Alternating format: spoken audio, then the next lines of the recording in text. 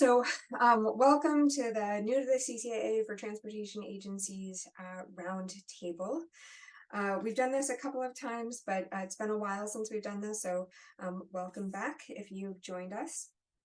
Today I'm Caroline Hernandez with the University of Illinois Chicago and Rights of Ways Habitat Working Group. And I'm joined by Megan Petritis, who is also at the University of Illinois Chicago, and Dan Salas from Stantec, who is helping lead this webinar. I also want to introduce, we do have two new staff from UIC or at the ERC. So you might see them in our participant list too. We've got Catherine O'Reilly and Tega Obiere. So they shall be, helping on the CCAA in the future as well. Now, of course, we are expecting some sort of listing determination for the Monarch butterfly. It's why we're all here. And we get asked often what this could look like. And of course, we're not the Fish and Wildlife Service, and so we can't tell you exactly what the listing determination will be or what it will look like. But based on other listing determinations and what we know about the Monarch, we have a good idea. And so just to kind of get us started talking about that, we can, if the Monarch is listed as a threatened or endangered species under the Endangered Species Act, we can expect take prohibitions around milkweed and other nearby nectar resources. So that's a big one that of course will impact everybody that manages vegetation on rights of way. This, of course, if there's take prohibitions, this is going to add costs and risks to each of the organizations that are managing that vegetation. So it's going to mean increased Section 7 consultations for federal permits, need for Section 10 take permits, additional avoidance and minimization measures and practices for vegetation management practices. And then, of course, all of that takes a lot of time and coordination and money to do. And so we were asked by the Rights of Ways Habitat Working Group, which we represent, is there something that we can do to stem that, to reduce the need for all of those take permits, those consultations? How do we address this problem how do we address this opportunity of creating habitat on our rights of way while simultaneously making sure that it's not costing us a bunch of extra time and money? So, we worked with the U.S. Fish and Wildlife Service, and we created the first nationwide candidate conservation agreement with assurances for the Monarch butterfly. And this is a voluntary agreement for energy and transportation organizations. And the goal of this agreement is to create more than 2 million acres of habitat on rights of way working landscapes. The goal is to provide, that immediate benefits by creating habitat, protecting nectar resources, protecting migratory monarchs, while also giving partners that are enrolled in this agreement that regulatory certainty that no matter what happens with the listing determination, it gets listed, it gets delisted, there's lawsuits, you all get to keep doing what you're doing, and you don't have to change anything based on that, on those regulatory changes. So you've got that operational flexibility. You keep doing your vegetation management, you keep protecting that habitat that you've created, and then you maintain the status quo with everything else. The agreement was approved by U.S. Fish and Wildlife Service back in April 2020, and so we have been encouraging organizations to apply for it. And of course, I anticipate that a lot of you have probably heard, we were thinking that there would be a listing decision or listing determination for the Monarch butterfly this November. We have recently heard from Fish and Wildlife Service that listing determination is going to be pushed back until September 30th of 2024. So that proposed rule is the latest it can absolutely happen is September 30th. And so that's what we're anticipating. We've also heard, that they're trying to just get their ducks in a row, everything, make sure all of the bases are covered, and they've taken everything into account. One of the nice things about a slightly later listing determination is they are taking activities into account, conservation activities into account, like the Monarch CCAA. And so that is one thing to think about when enrolling is, if there is a lot of conservation, if there's a big impact on the Monarch CCAA or on the Monarch butterfly, there could be impacts on that listing determination. So that is something to consider. So going back, we approved the CCAA in April 20th, and we have been facilitating it since then. We're anticipating that proposed rule in September. And so thinking about when you can enroll in the CCAA, you can enroll up to that September 30th point, and then you've got another year before that anticipated final rule. So we still accept applications to the Monarch CCAA up until that anticipated final rule. So there's a question that we get a lot is, when can we enroll, up to what date? We of course encourage enrollment earlier than that. So it can take a while to process your CCAA application. If there are a bunch, we heard with the lesser prairie chicken that they got hundreds of applications, right in those last 30 days before that final rule. So if that is the case, it takes us a while to process it, and then you don't get that certificate of inclusion until we have processed that application, and then you would still have to go back and do some of those take permits and things like that. So we're encouraging you to apply and enroll in the CCAA earlier rather than later, just to make everyone's life easier, and you don't have to worry about any of that kind of rush and then have to wait situation.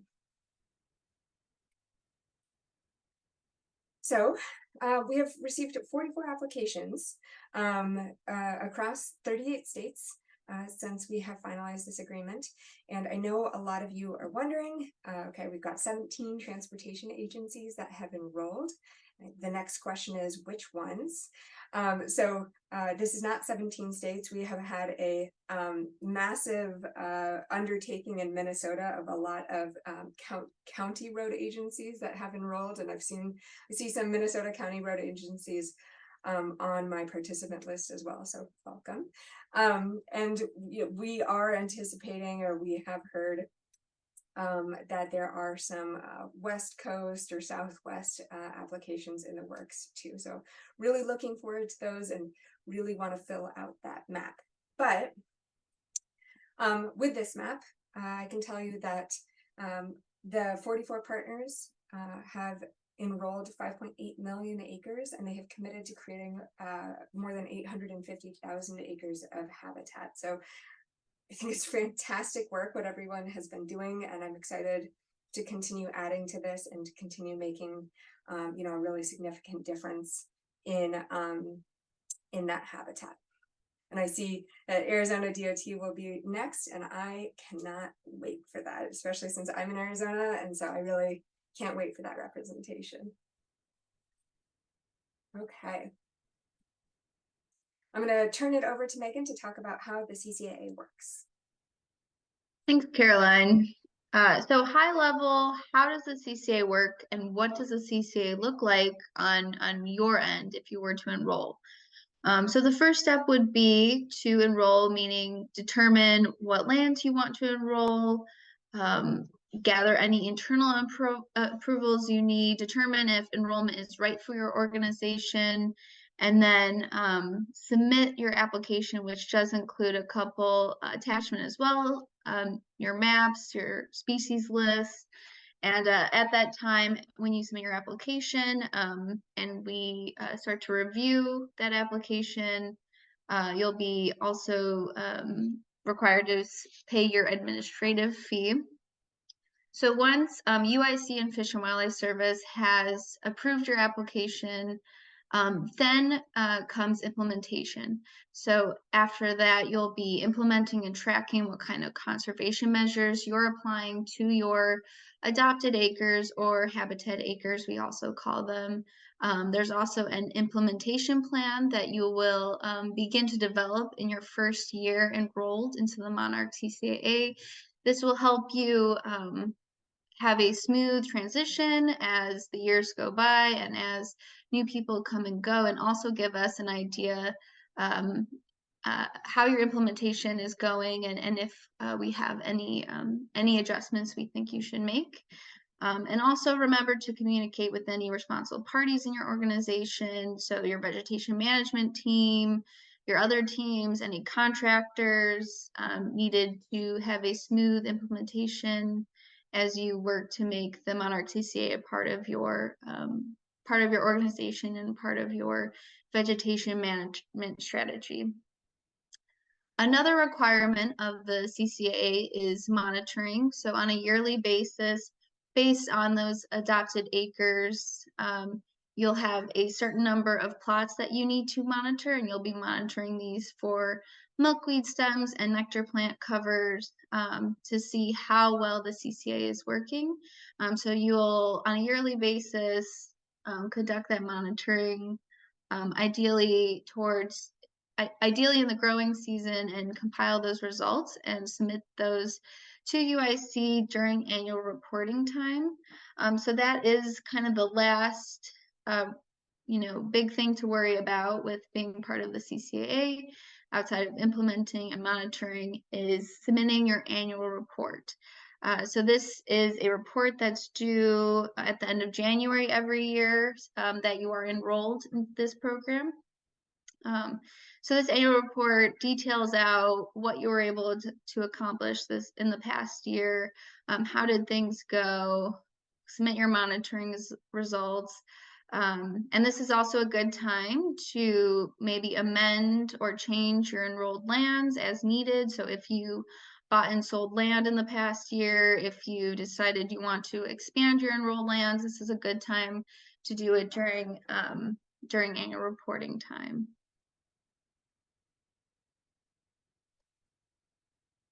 So how this might look on your land itself. So for many of you, you would have a road, as you see in that graphic there, and any covered activities, so status quo operations and maintenance, that could still be done on a majority of your land, as long as you're doing the minimum adopted acres work and committing to doing conservation measures on those adopted acres. So you have your road, and maybe you want to keep a certain distance of land mowed in between the road and your adopted acres. Under this, you're able to do so. Those different activities are covered. And then doing conservation measures on the land that you're able to. So brush removal, time mowing, targeted herbicide, those types of activities would be what you'd be doing on your adopted acres land. And just also mentioning that there are different adoption rates. So for local and county roads, it's 5%, and it's 8% for interstate and US state highways. So that's how we determine what percentage of your land needs to be adopted acres. But there are benefits to going above and beyond, such as admin fee discounts. So more on the conservation measures, really our goal is for you to create more milkweed and native flowering plants on your land, plan your vegetation management work when monarchs, eggs, or caterpillars are not present. Avoid doing things like mowing and spraying when monarchs are present, and doing those practices in order to enhance suitable habitat. Managing your lands using grazing and burning and other management practice to promote beneficial plants. And if you have land that's suitable, just setting it aside and leaving it to be helpful habitat for monarchs. So we do have 7 different conservation measures. So just to spell those out more clearly, those are seeding or planting, controlled grazing, brush removal, prescribed burning, suitable habitat set aside, conservation mowing, and targeted herbicide. And on this map, you can see this is from the 2022 annual reporting numbers. So here we have the adopted acres by state. So you can see across the US where those habitat acres are. So interesting to see that that things really follow the monarch path as they migrate there. And if you're one of the DOTs in the West, I think we could really use your help to fill out this map more. And you can see there as well the controlled measures by region, so which are the most popular, targeted herbicide and suitable habitat set-asides are some of our most used conservation measures. But all of them have been implemented on these habitat acres that you see here. And Megan, sorry, I'm just gonna pop in for a second. Carol, thank you for the question. Great question. We're going to wait until the end to answer all of the questions. But as you all have questions, everybody, please feel free to chat them in, and then we will work our way through them at the end.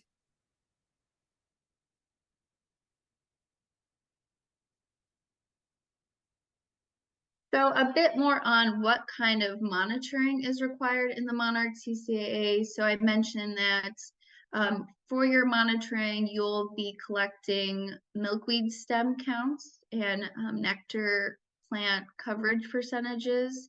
There's also some optional data you could collect, such as if you've observed monarchs, but those are the two main things. Those are the two required things for you to collect. And the number of plots that you'll be gathering, that is determined by how many adopted acres you have enrolled. So it could range anywhere from 10 to 70 plus plots, depending on how many adopted acres you have enrolled. And we do also offer discounts if you go above that and do additional sampling. So there is some benefits to being an overachiever in this program. And the milkweed stem targets, those are based on that map that you see on the right there. So if you're in that dark green area, we want to see 6+ stems. And if you're in the light green area, we want to see 2 or more milkweed stems. So, depending on if you hit those targets or not, just determines how well the program is working. And if we're falling short, maybe we need to think of what other strategies we can use, but that is the reason for those requirements and what kind of monitoring is done in the Monarch CCAA. So why enroll? It's really up to you and your organization if enrolling makes sense and if it's going to work for your organization. But there are a lot of benefits to enrolling. You're working on some conservation work for monarch butterflies. You're getting those regulatory assurances for when the monarch butterfly is listed. You're getting that take coverage for those covered activities that you might still want to do on your land and still want to have that operational flexibility. It supports a streamlined Section 7 consultation, so submitting some 7 section documents as part of the application process. So that is included in enrolling. As I mentioned, you get that operational flexibility, even as things change for the monarch butterfly. Since you're enrolled, you do have that certainty that you're covered under this permit through the Monarch CCAA. Supporting sustainability, supporting any having those sustainability reporting benefits. We've seen lots of really great social media posts about the Monarch CCA and the work they're doing. And we also try to highlight our partners as often as possible and make sure that you guys are being recognized for the work that you're doing. We've also gotten good feedback that people within the community of these different transportation organizations or utilities, really appreciate the work that's being done. And, these organizations will put up signs that indicate that this is Monarch CCA land or pollinator conservation land, and gotten some good feedback about certain signs being posted and the community supporting that. I'm sure a lot of you have a vested interest in conservation, so being able to be a part of this and support your interests, I would say is another benefit. And being a part of the Monarch CCA allows you to be a part of the Rights of Ways Habitat Working Group as well, and that is a community of peers with similar interests as yours. So, a lot of different benefits to enrolling in the Monarch CCA, and far beyond just the conservation benefits, I would say.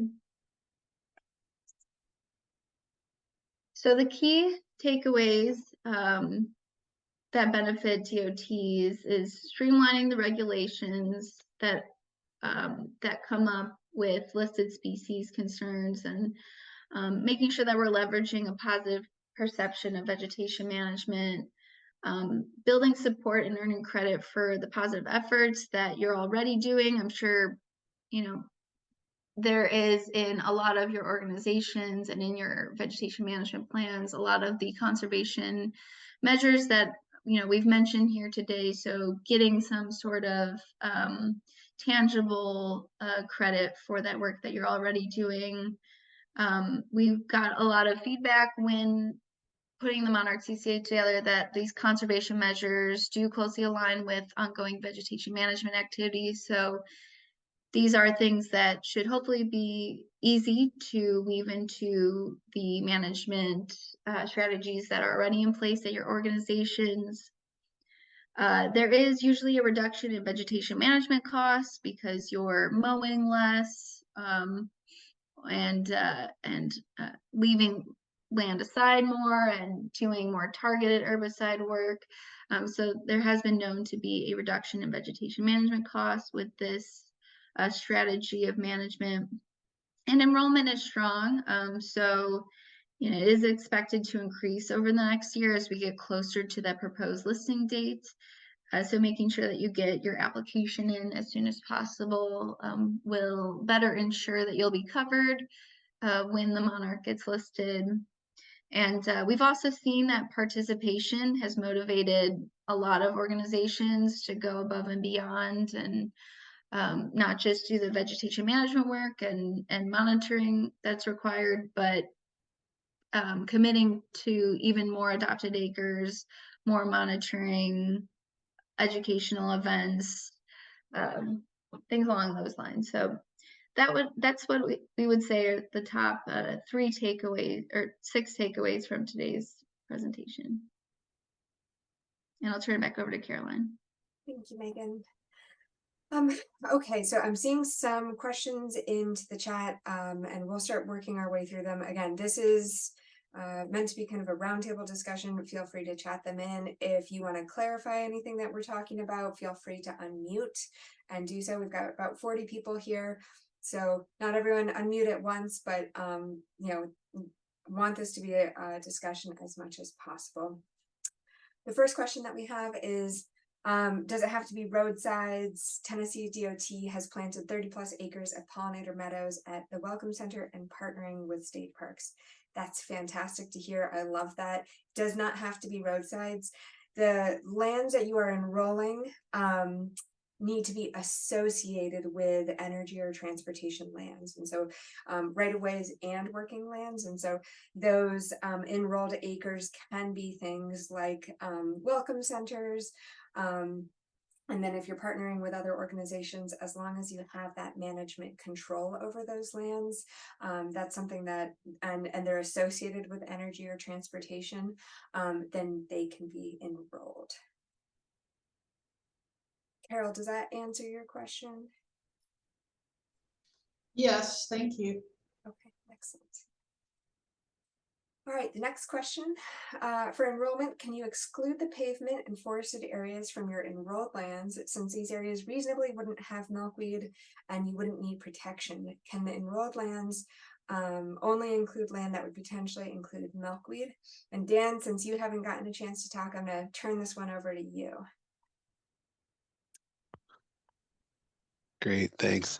Sorry, I should have found my mute button there again. Yeah, Julia, so in that case, you can exclude pavement or forest areas from your enrolled lands, because you're right. If you're not going to need Monarch take coverage in those areas, you don't necessarily need to enroll those either. I will say, having worked through this with a few DOTs, in some cases, including the pavement doesn't increase your commitment that much. I mean, it kind of depends on, I guess, the extent that you're enrolling, and also how confident you are in, that back slope areas and other lands can provide those adopted acres. In some cases, we've found that it doesn't make that big of a difference from an enrollment standpoint or from a practical standpoint, but certainly if you were trying to reduce the amount of lands that you're enrolling, that would be one way you can go about it.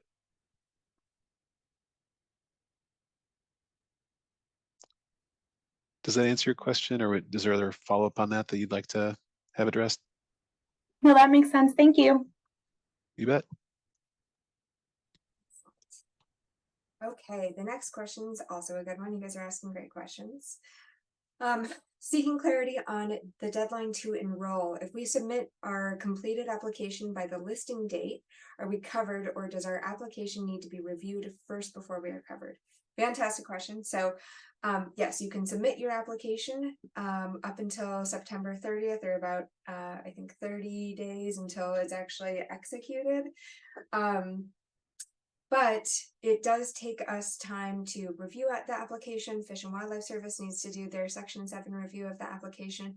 We oftentimes have questions and clarifications that we send back and forth, and it can take several months to review it and approve it. A partner does not have that, is not part of the certificate of inclusion until everything is signed by both parties. And so we do the application review process, then we approve it. Fish and Wildlife Service approves it. We send it to your team. You all have to sign it. Then you send it back to the university. We sign it. It can take some time for the university to sign it. And then once the university has signed it, you officially have that certificate of inclusion and that enhancement of survival permit. So you can then you can do your normal operations and maintenance. So it can take several months, and that's why we're really emphasizing trying to get your application in as early as possible. Donna, does that answer that question? Or anybody else?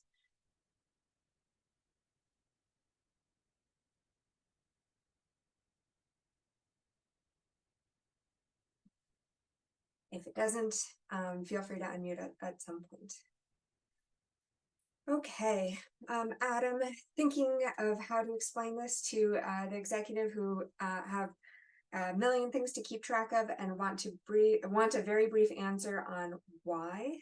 Can you briefly explain what might happen to our operations if we do not join? What are the downsides and risks of not joining? And Dan, I'm going to give this one back to you, since you're such an expert in all of this. Hey, sure. And hey, Adam. Yeah, in this case, I mean, in short, it just opens you up to additional risks that aren't necessary.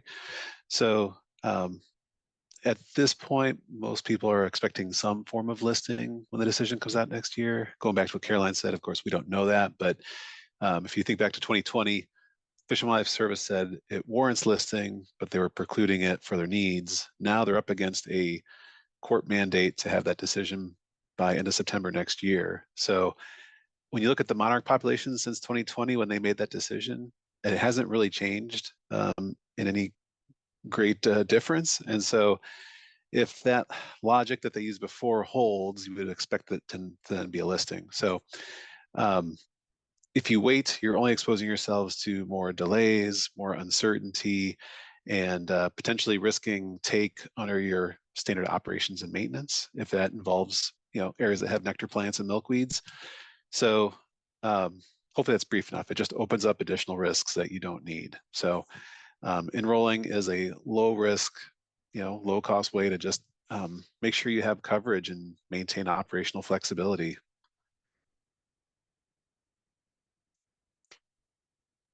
I will also chat in. We do have a guidance document. I think I can include the link in the chat, but at some point, Caroline, you might point people to the Monarch CCAA toolkit. And we do have a document in there that talks about timing and some of those risks involved there. I'll put the link to that.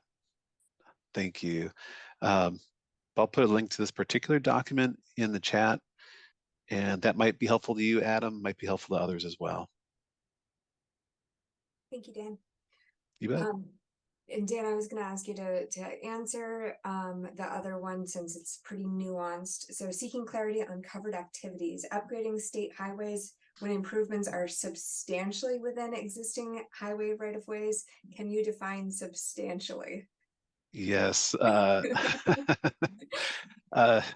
That is a question that comes up a lot. So that is in reference to the modernization activities, and there's a definition of modernization in the CCAA.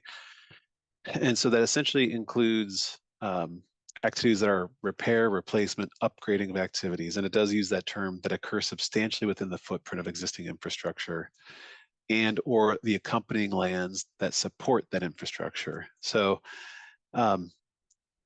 trying to capture the nuance here, you know, some applicants have enrolled a certain amount of acreage to cover temporary construction easements. And so you have, you know, let's say you have a lane widening project that occurs on your enrolled lands. That could be just as a default considered a modernization activity, right? It's replacing and upgrading your facility. But then if that activity requires some additional construction just off, you know, through that temporary construction easement, you know, that could potentially elbow it over, you know, into, you know, lands that are just outside of that. So what we're trying to get at is somewhere there's a line there where, right, if you're upgrading with an additional lane or something like that, that's one thing. If we're expanding into a completely new interchange that requires additional, you know, land acquisition and advanced studies, that gets to be outside of the scope of what the CCA covers, right? New construction is outside of what the CCA can cover. So that substantially is, I would say, intentionally vague. If you have an activity that is, again, largely on your enrolled lands, on those lands that have infrastructure or that are helping support that in some way, that could be justified as being substantially within. If it's extending off of that, requiring a lot of additional lands to be acquired, that would fall substantially out. So if there's questions on that, I mean, UIC, Fish and Wildlife are happy to kind of review specific instances to confirm that.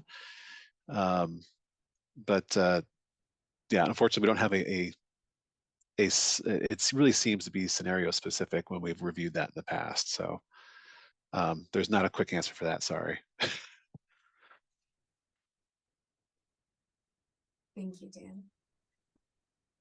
Donna, are you feeling pretty good about that?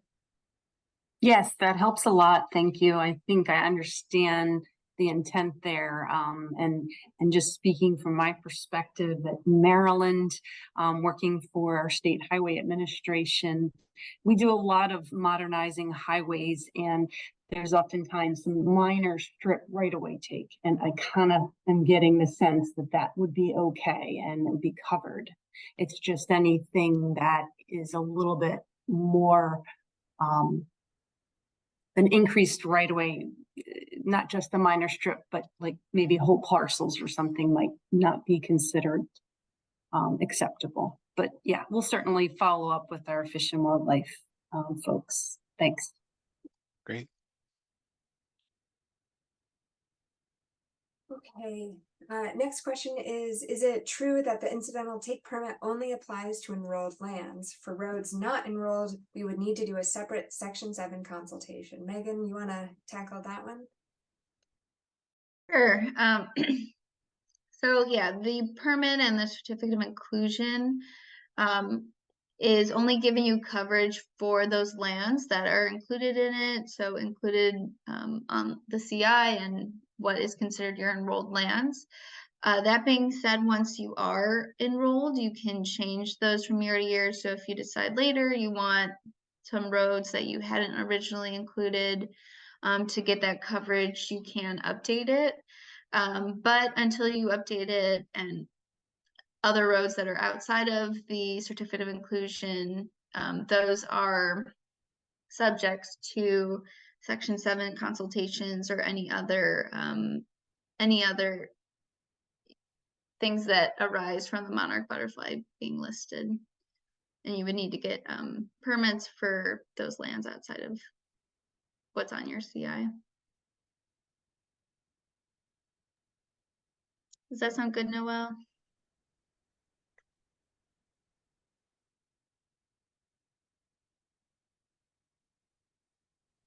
I'll just add just a nuance related to that is, right, the lands that you manage can change over time. And so once you're enrolled in the CCAA and even after a listing, you are able to amend your enrolled lands to either add or remove. So if you're enrolled or enrolling a portion of your system, you can always add in lands later on as well.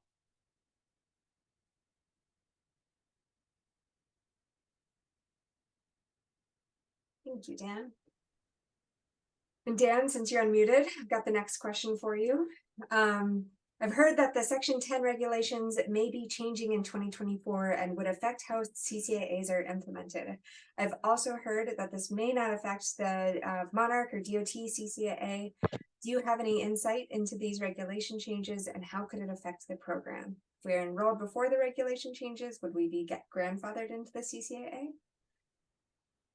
Yeah, good question.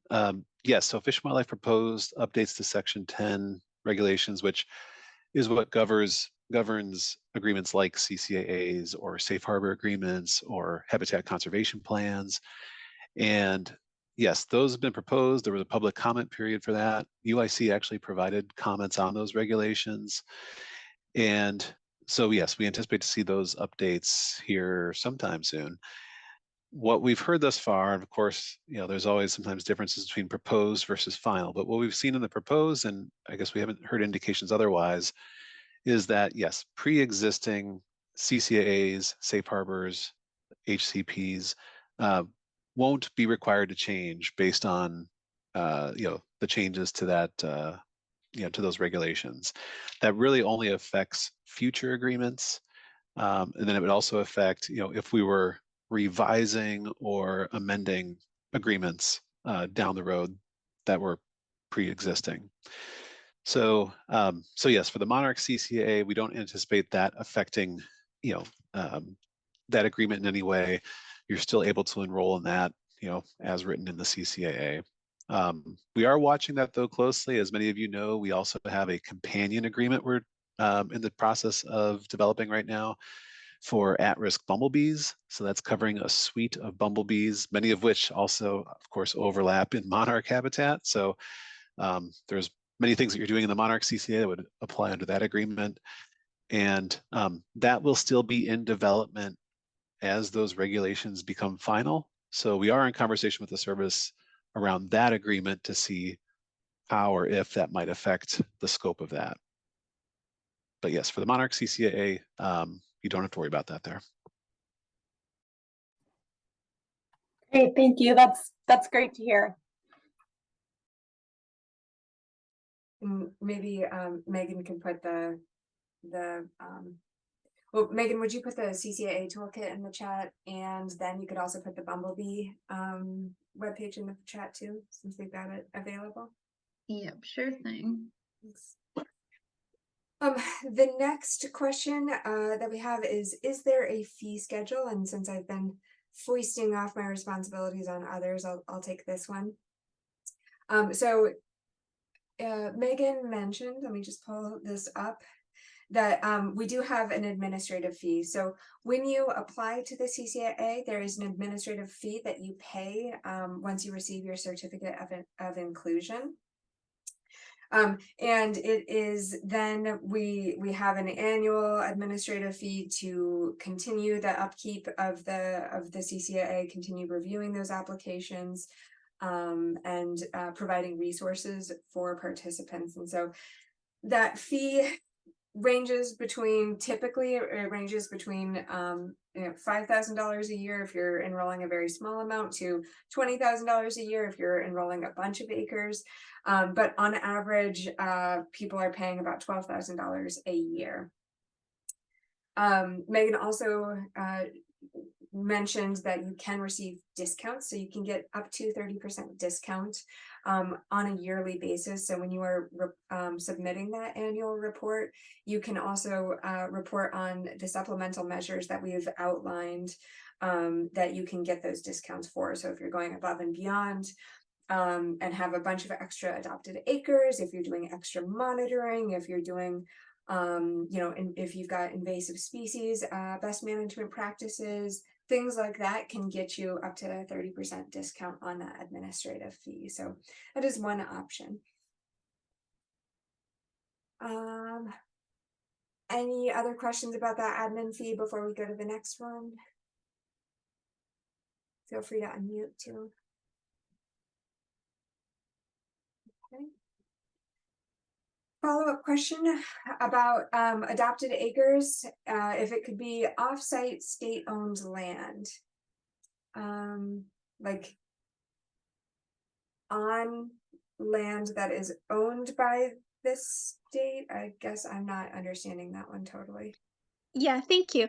This is Nori Shepherd. I work for New Jersey DOT, and we had a state park approach us. They had leased farmland, and the location was right off of a scenic byway. They had a couple parcels, so they asked us, they were like, well, we don't want to lease this land anymore. We would like to turn it into essentially pollinator habitat, so they could mow it once a year. So I was just curious if, since it is state owned, but it doesn't have that, it's not managed by the transportation or the utility agency per se, could that be included as adopted acreage since it is state-owned property? It's a great question, and I'm gonna give it a shot, and then Dan or Megan, if you want to clarify, feel free. But so the management, that management ability by the DOT is the crucial part of this of enrolling your acres and the agreement. What some organizations have done is they have created like a management MOU with the organization that are agreeing to specific vegetation management activities to control that or to conserve that habitat, and then you all have that ability to make sure that nobody is inadvertently mowing it or spraying it or destroying it. Dan, how do you feel about that explanation? Yeah, I was actually just about to chat in some language from the CCA that hopefully helps clarify, but you're right that you have to essentially have some level, albeit minimal, authority and control over sort of what happens there. So yeah, like an easement, a management agreement, just something there that, again, the term that the CCA uses is authority and control to implement conservation measures. So I'm not sure about that particular context, if you have the ability to do that, but certainly if it's just a matter of the state has property and its habitat, that would not be eligible just as is. You'd have to have some authority or control to it. Okay, thank you. Sure, and I'll chat that language in the chat. Hopefully that helps you too. Thank you, Dan. All right, Megan, because you talked about, amending and adapting enrolled acres, my question, or Andrea's question to you is, do changes in enrolled and adopted acres need to be proposed ahead of time or simply reported in the annual report? They don't need to be proposed ahead of time. You also can change your enrolled lands at any time. It doesn't have to be as part of the annual report, but that's just kind of a good time to reevaluate what you did this past year and if you want more coverage for the year coming up. So yeah, they don't have to be part of the annual report. It's just kind of a good reminder. But you can change your enrolled lands at any time. You just need to send us what we call a CI modification form. I'll just add that it does, it can take a little bit of time for us to process that certificate of inclusion modification form. And so until everybody has again signed off on it, you don't have that certificate of inclusion for those updated lands if you're adding on to them, say. So something to at least plan ahead of if you know that you are going to be adding acres on in the future and you want that take coverage. Does that answer that question?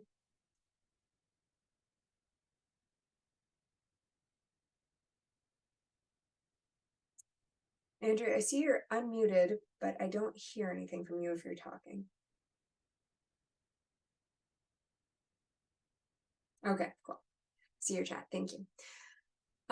Okay, so it sounds like MassDOT is finalizing your presentation to leadership to enroll, but have received some feedback from one of the districts that not mowing the roadside is a public safety concern for vehicles, vehicle recovery, and increased animal collisions from foraging on the roadsides. Is there any insight on how DOTs have addressed this concern? Great question. And yes, we hear that a fair amount. So what is commonly done, when we wrote the CCAA, we recognize that all of the enrolled partners are going to have to do certain things to ensure that they are still providing safe and reliable transportation or energy while also enrolling in this program. So what oftentimes happens is a DOT will say, we continually mow the first 10 feet of our right-of-way every year.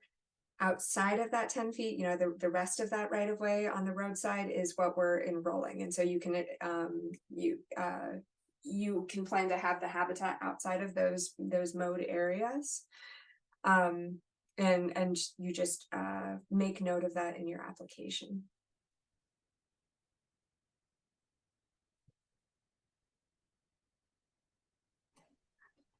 Yeah, thank you. I actually have a follow-up question to that too.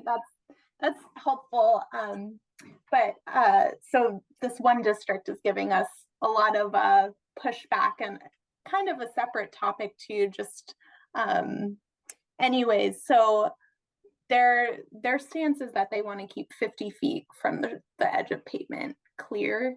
And it seems like other DOTs that have enrolled, they're keeping like 10, 15 feet clear.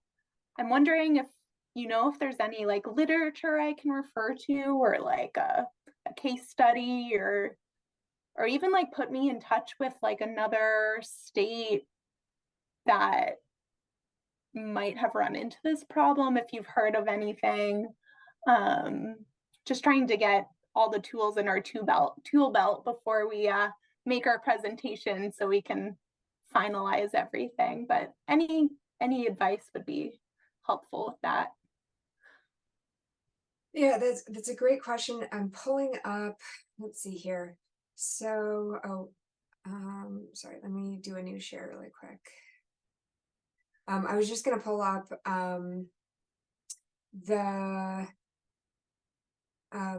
the Rights of Ways Habitat Working Group, because you mentioned case studies. Can everybody see my new screen? Yes, okay.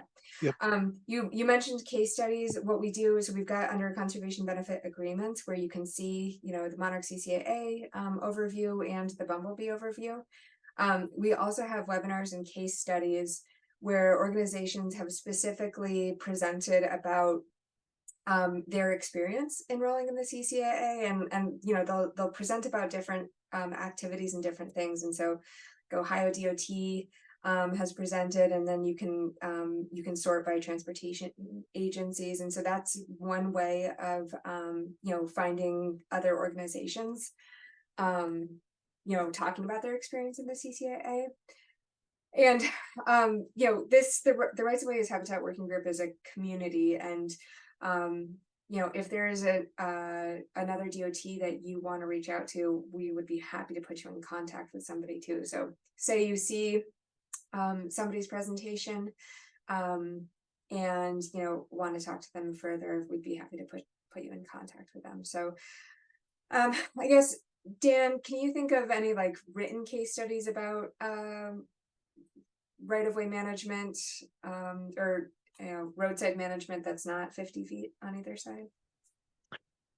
Yeah, no, I mean, just practically, you're right. I think a lot of CCA partners aren't quite mowing that far in other states. I mean, I was going to actually turn and ask, there's many of you here who maybe have faced similar questions. So if people here know of resources, I would suggest you chat them in if they're available online, or you know, feel free to share that here.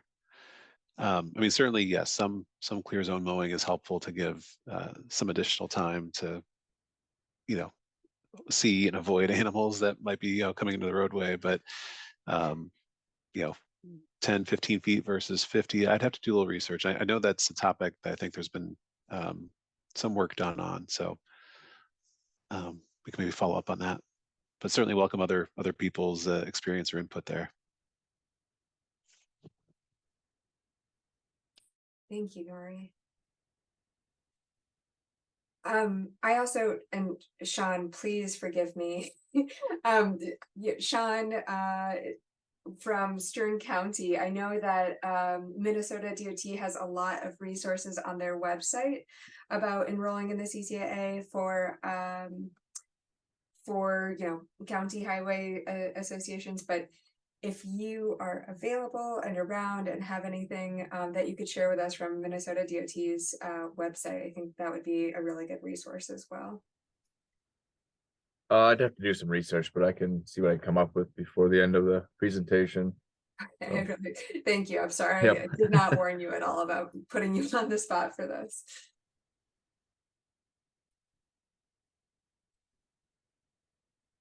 We can look at and you know, if we can't find those Federal Highway and Transportation Research Board research, we can follow up with the group.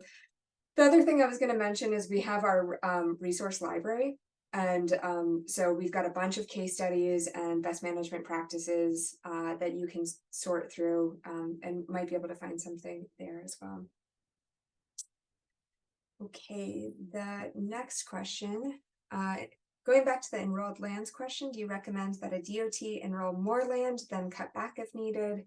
Arizona DOT would like to enroll all of our land, but there are areas in the deep Southwest where growth of some species of milkweed has been, oh, it's gone away, has been stunted due to lack of rain in areas we frequently mow. Worried that we might not meet our target quota due to drought concerns. Any advice helps. Alexa, fantastic question. It's kind of a multi-part question because you know, what we've seen is DOTs have you know, gone all sorts of ways, or you know, and enrolled partners have gone every which way. So they've enrolled just a little bit of land and then expanded it. We do have our ramp up period, so you have up to 5 years that you can get all of your adopted acres going. Let me see if I can pull this up again really quick. Let's see here. The Southwest and West does have different reporting requirements, and so you are expected to look for milkweeds and nectar resources. Oh, I'm paused. look for milkweeds and nectar resources, but if you hit a certain nectar resource quota, then you don't need to make that milkweed quota as well. So there is a little bit more variability in terms of opportunities and what the light green states can do. The darker green states do need to make that milkweed quota though on their effectiveness. Yeah, or that's good. effectiveness. That's good to know, just because I mean, this has been probably the driest monsoon season that that I've seen in a while. So so that's good to know. Thank you. And like Megan mentioned, if something's not working for you, you know, or if you sell some land, it's really easy to update those acres. We don't suggest doing it, you know, every 3 months, just because it's a lot of paperwork and it can be pretty cumbersome to keep track of. But it is a tool in the toolbox. Okay. WisDOT mows the first 15 feet on the first pass, then mows the second 15 feet rotationally. This rotational mowing counts as adopted acres. Thank you, Krista. And we actually have a fairly new resource about rotational mowing and how to count those as adopted acres, and that's on our toolkit as well. And maybe Dan or Megan could throw that into the chat as well, because that can be a little nuanced, but the resource that we've got is, I think, really helpful. Nori, go ahead. Oh, sorry, I saw someone unmute. That's Dan. I was just gonna put that link in the chat. Thank you. I think it was, okay, my question's related to the, what was the one? Covered activities. And I guess as it relates to the forested area, because our cross section for the most part is, you know, we have the highway, we have like a turf area. Maybe we have the clear zone if we're lucky. Most of the clear zone is turf, and then it is wooded. So it, for the most part, it's trees. It could be shrubs, but I would say the majority is trees.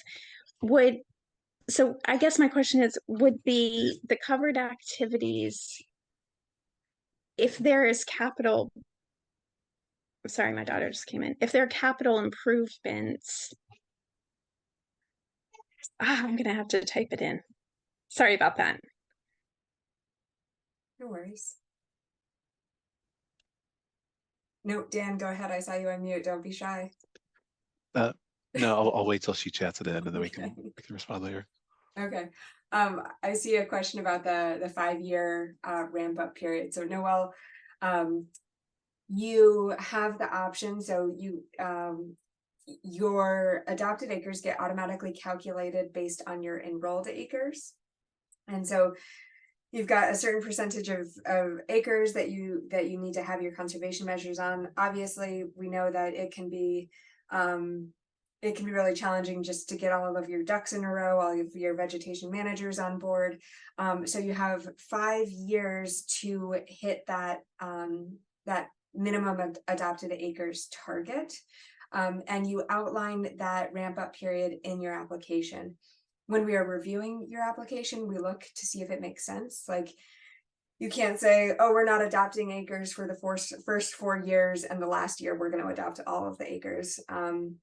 But if you're saying, okay, the first year it might take a little bit of time, so we're going to adopt, 10%, and the next year we're going to adopt 30%, then that is reasonable. And we understand that states are big, and you will have a lot of right of ways to manage, and so and then you're asked to report on those adopted acres per year based on what you've proposed.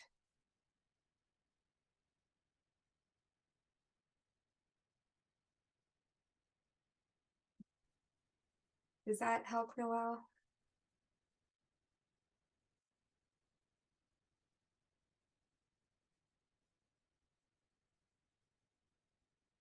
Excellent. Okay, Nori. Excellent. If covered acres include capital improvements, would you advise to enroll the forested edge within rights of way? Dan, you were prepared to answer this question. I'm going to throw it to you. Okay, thanks. Yeah, so if covered activities are going to include capital improvements, would you include the forested edge? Well, certainly if that forested edge is included in your enrolled lands, right, then those modernization activities would be covered there. Forest edges are always kind of a difficult topic because, yes, I mean, full closed canopy forests typically aren't what we think of as monarch habitat, but forest edges or open canopy woodlands, that can have flowering plants, milkweeds. I mean, those can be used by monarchs. So I would say, yeah, that would be a good chance, a good place to evaluate how much additional land do you include by adding in those forested areas. If it's not that significant or it's not going to result in a large change to your adopted acres or commitments, I would consider including them, just so, again, you have that confidence, that comfort level that you're covered there.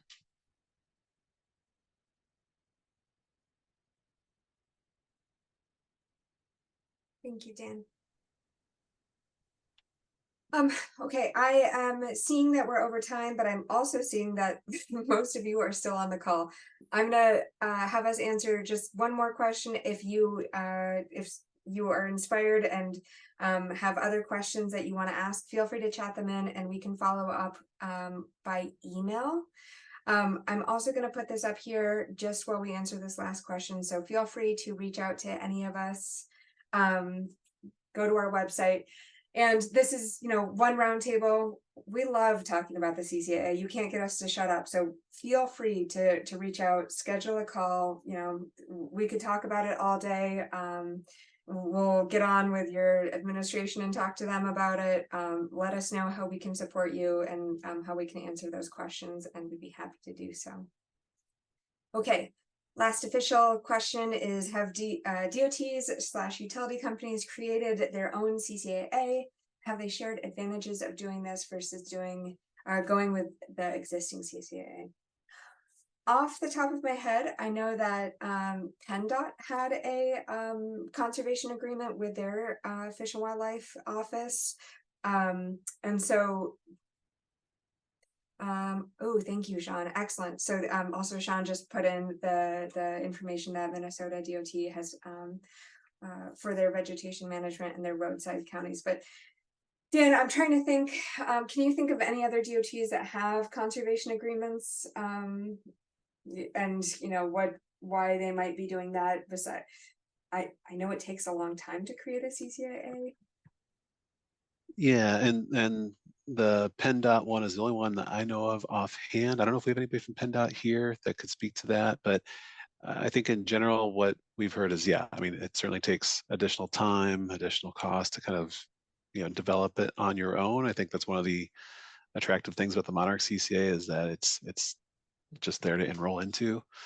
But yeah, certainly that option is available. I think the disadvantage, especially right now, given the timing of the listing decision, is that if you were to start a separate effort now, it's highly unlikely that would get finalized before a listing, just given that these agreements tend to take, at earliest, maybe 18 months.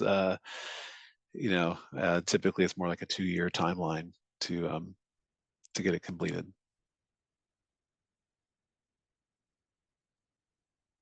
Does that help, Donna? Yes, thank you.